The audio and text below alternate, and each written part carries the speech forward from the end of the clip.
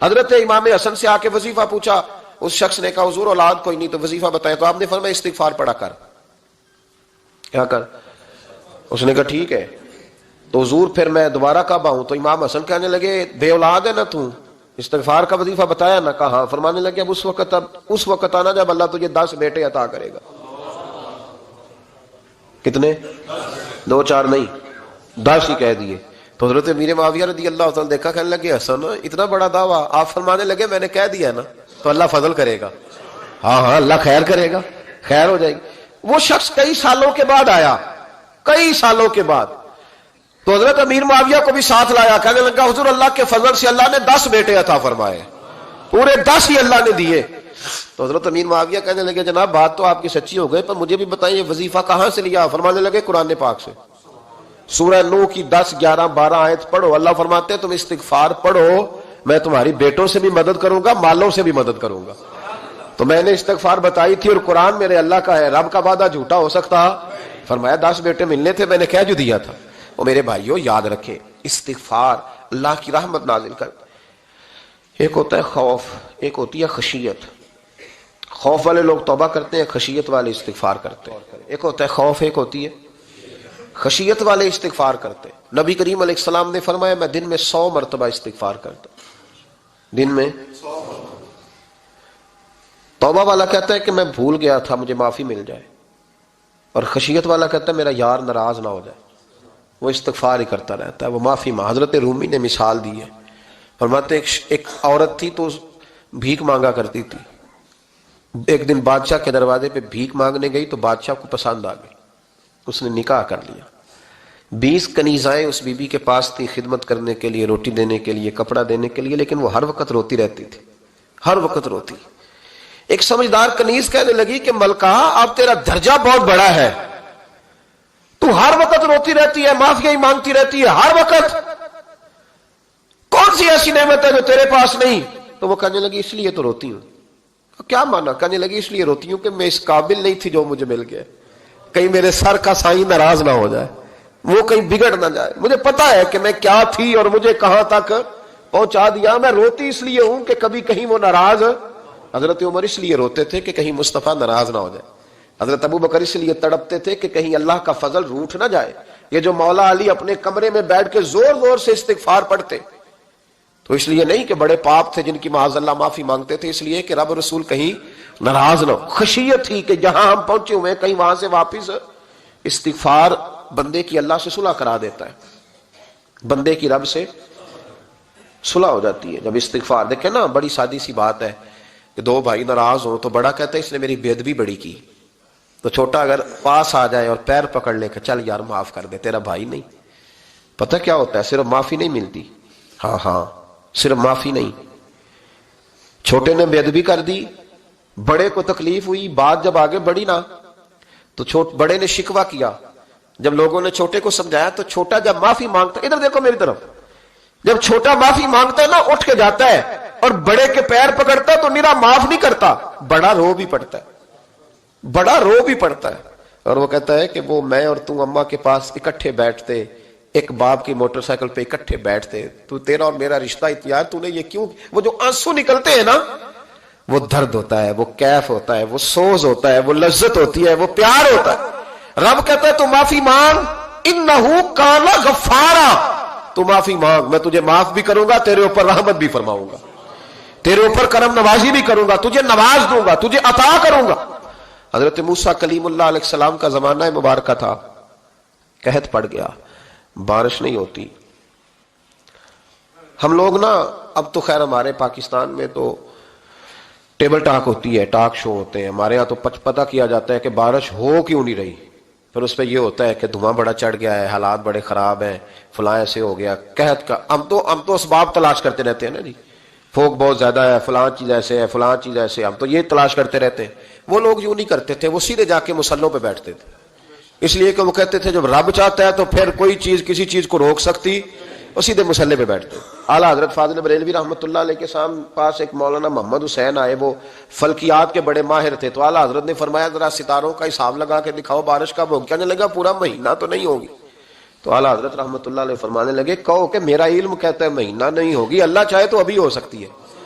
کہنے لگا جی وہ تو ٹھیک ہے پر میرا علم، وہ جیسے روز لوگوں نے پیر نیٹ ٹو شہنشاہ صاحب نہیں کھولے ہوتے کہ بارش کب آئے گی، اور اس کی طرف نہ دیکھ، مصلے پہ بیٹھ، مہربانی کر مصلے پہ بیٹھ، اللہ کی بارگاہ میں حاضر ہو، اس سے معافی مانگ، اسے منا تاکہ وہ رحمت کی بارش۔ کہنے لگا جی میرا علم کہتا ہے، تو اعلیٰ حضرت فرمانے لگے پھر وہی بات، تو کہ اللہ چاہے تو بارش ابھی، لیکن یہ جو اڑ گئے ہیں نا بیچارے، یہ اڑ ہی گئے ہیں، یہ جہاں الجھ گئے ہیں وہاں یہ لوگ الجھ گئے، اللہ ہمیں الجھنے سے محفوظ فرمائے۔ تو اعلیٰ حضرت اٹھے تو فرمایا ٹائم کیا ہوا ہے گھڑی پہ؟ کہنے لگا جی 12۔ تو اعلیٰ حضرت نے گھڑی گھمائی، اب کیا بج گیا؟ کہنے لگا 4 بج گئے۔ فرمانے لگے بج گئے نا 4؟ کہنے لگا جی آپ نے گھڑی گھما جو دی ہے۔ فرمانے لگے اللہ بھی جب چاہے تو ستارے گھما دیتا ہے، اللہ بھی ستارے گھما دیتا ہے بارش۔ کہنے لگا جی وہ تو ٹھیک ہے پر مہینہ نہیں ہو سکتی، اڑا ہوا بندہ اس کا کوئی علاج ہے جو اڑ جو جائے، اس کے لیے قرآن کہتا ہے وَإِذَا خَاطَبَهُمُ الْجَاهِلُونَ قَالُوا سَلَامًا، اسے سلوٹ کرو دور سے، اسے کو تو جان اور تیرا۔ کہنے لگا جی ہو نہیں سکتی پورا مہینہ۔ فرمانے لگے یار تو جا اپنا کام کر۔ وہ شخص کہتا ہے میں نے دروازہ کھولا اعلیٰ حضرت کا، کمرے سے باہر نکلا تو تیز بارش ہو رہی، واپس آیا تو میں نے کہا احمد رضا یہ عقیدہ کہاں سے لیا ہے؟ فرمایا دروازہ مصطفیٰ سے لیا ہے صلی اللہ علیہ وسلم۔ تو یاد رکھیں کہ اللہ کو منانا چاہیے، استغفار کرنا چاہیے، اس کی برکات۔ حضرت موسیٰ ساری قوم کو لے کے نکل گئے۔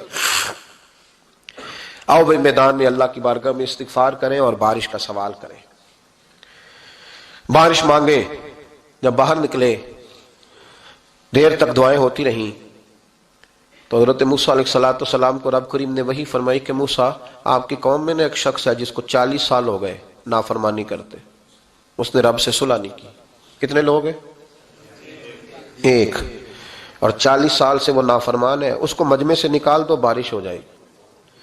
اگر ایک گناہگار کی وجہ سے بارش رک جاتی ہے، اور جہاں دروازے کھلے ہوئے ہوں، جہاں تنہائیاں خوفناک ہوں، اور جہاں تباہی اتری ہوئی ہو، اور جہاں لوگ کروڑوں روپیہ مال ہڑپ کر گئے ہوں، اور جہاں علماء کو ہاتھ کڑیاں لگا کے ٹھنڈی زمینوں پہ لٹا دیا جائے اور قوم کہہ رہی ہو اچھا ہوا اچھا ہوا، اور لوگ پھبتیاں اڑا رہے ہوں، مذاق کر رہے ہوں، تو پھر اس قوم پہ کس طرح کر کے فضل الہی۔ اور یہ مولوی کا معاملہ نہیں، یہ تو ممبر رسول کا معاملہ ہے۔ میرے مصطفیٰ نے یہ نہیں کہا پیر میرا وارث ہے، حضور نے فرمایا عالم میرے دین کے وارث ہے۔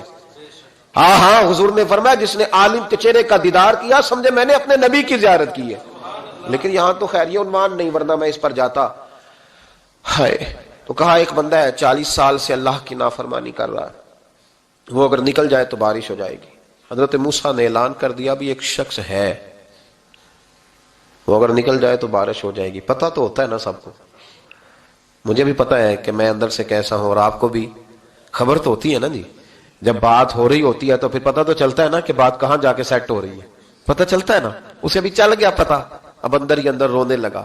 اور دیکھو امام رازی اور امام غزالی دونوں نے لکھا ہے کہ اس درد سے رویا، اس درد سے کہ ادھر والے کو بھی پتہ نہ چل جائے، مجمع کے اندر کھڑا ہے اور ادھر والے کو بھی استغفار، دیکھو ادھر والے کو پتہ نہ چل جائے اور ادھر والے کو بھی کہیں ہجوم میں غم میں بھی توہین ضبط غم نہ ہوئی، ہم اس احتیاط سے روئے کہ آنکھ نم نہ ہوئی۔ ہجوم میں غم میں بھی توہین ضبط غم نہ ہوئی، ہم اس احتیاط سے روئے کہ آنکھ نم نہ ہوئی، روئے بھی پر کسی کو آنسو نہیں دیکھنے دیے۔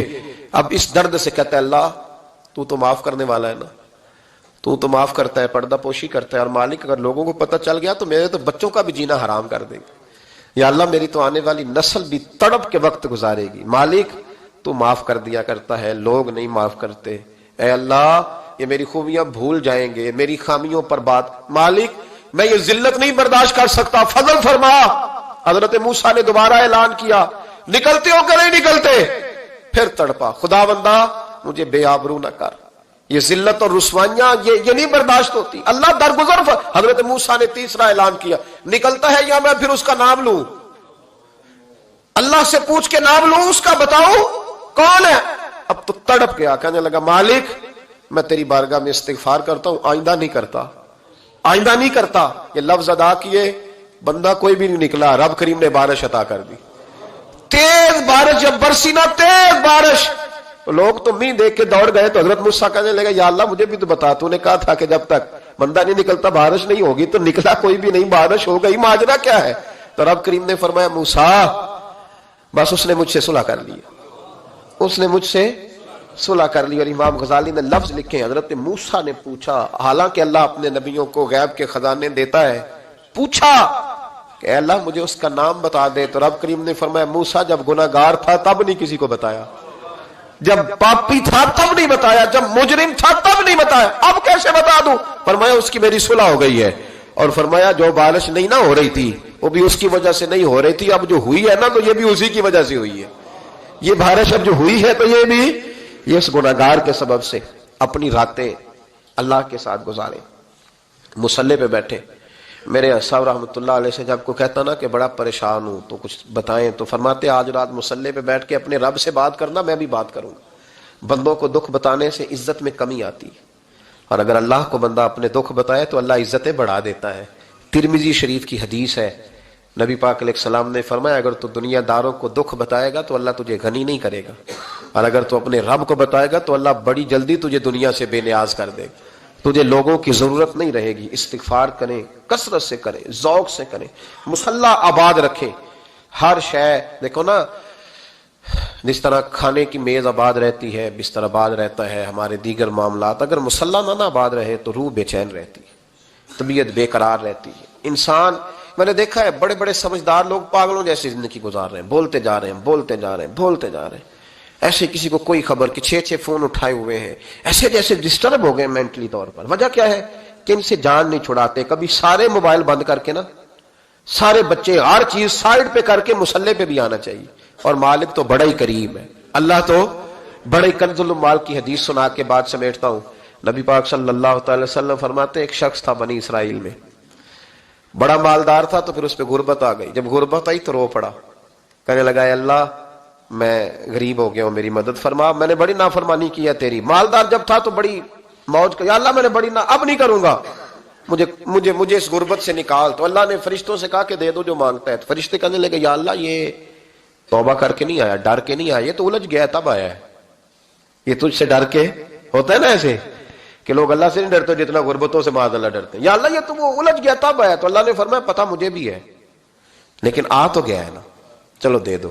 تو کہا یا اللہ اگر دے دیا تو دوبارہ نہیں آئے گا. فرمایا اس کا بھی مجھے پتا ہے, تم دے دو. اسے دے دیا. جب دولت مل گئی نا تو کہنے لگا اوہو وہ تو میں نے اس طریقہ سے استعمال کیا اس لیے کامیاب ہو گیا. پھر کچھ وقت گزرا تو پھر الجھ گیا, پھر قرضے چڑھ گئے, پھر سارے علاج کہنے لگا یا اللہ اب نہیں کرتا, اب معاف کر دے. 70 دفعہ توبہ کی اور 70 دفعہ توڑی. حبیب کریم فرماتے ایک دن بستر پہ تھا, آسانی تھی, 70 دفعہ فرشتوں نے کہا یا اللہ یہ جھوٹا ہے, جھوٹ بولتا ہے, یہ تو غربت ہے, یہ تو تیری بارگاہ میں آیا ورنہ کبھی نہ آتا, بیمار ہوا ہے تو آیا, اس کا تو بچہ بیمار ہوا ہے تو آیا ورنہ کبھی نہ آتا. 70 دفعہ توبہ توڑی. ایک دن رات کو بستر پہ لیٹا تھا, دولتیں بھی تھی, آسانیاں بھی تھی, دل میں خیال آیا میں کتنا جھوٹا ہوں, جب الجھ جاتا ہوں تو اس کے دروازے پہ جاتا ہوں اور وہ کتنا قریب ہے, مجھے خالی نہیں لوٹاتا. تڑپ اٹھا, آنسو نکل گئے, اٹھ کے مصلی پہ کھڑا ہوا. تو رب کریم نے فرشتوں سے فرمایا کھول کے دیکھو دروازے, آج یہ غربت کی وجہ سے نہیں آیا, آج میرا بن کے آیا ہے. تو یا اللہ پہلے تو دولت دیتا تھا, آج کیا دے گا؟ تو محبوب فرماتے اللہ فرماتے اب میں اسے بغیر حساب کتاب جنت عطا کروں گا. استغفار کریں, اس کے حضور حاضری دیں. جس طرح سارا کچھ چھوڑ چھاڑ کے لوگ کہتے ہیں کہ 1 مہینہ اب میں نے کسی سیاحتی مقام پہ رہنا ہے, میں نے اب کسی ٹھنڈے علاقے میں چلے جانا ہے, برف باری دیکھنی ہے, سیر کرنی ہے, 10 دن کی چھٹیاں وہاں گزارنی ہے. چلو 7 چھٹیاں وہاں گزار لو, 3 دن اپنے اللہ کے ساتھ گزارو, روزے رکھو, دن کو رات کو قرآن شریف پڑھو, تلاوت, کچھ وقت دو اللہ کے ساتھ. حضور پر درود و سلام بھیجنے کے لیے, نبی پاک کی نعت کے لیے, اذکار کے لیے, بزرگوں کے لیے, پھر دیکھنا اللہ روح کو کتنا سکون دیتا ہے. آخر دعوانا الحمدللہ رب العالمین.